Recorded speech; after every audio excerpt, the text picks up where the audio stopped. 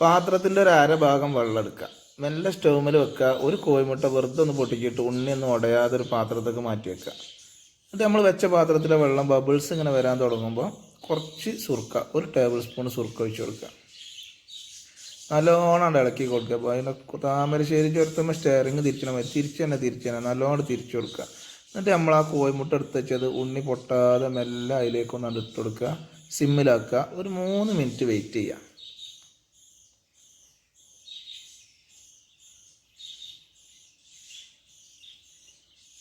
അപ്പോൾ ഒരു 3 minute wait ചെയ്യുമ്പോഴത്തേനും ആളൊന്ന് ഇങ്ങനെ ഉഷാറായി വരും.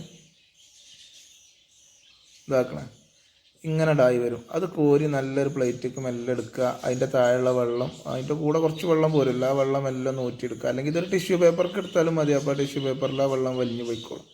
അല്ലെങ്കിൽ പ്ലേറ്റ് ഒന്ന് ചെരിച്ചിട്ട് അതിൻ്റെ വെള്ളം ഒഴിവാക്കിയാലും മതി. സ്പൂൺ കൊണ്ടൊന്നാണ് കട്ട് ചെയ്യുക. കുറച്ച് ഉപ്പും കുറച്ച് കുരുമുളക് പൊടിയും ആയി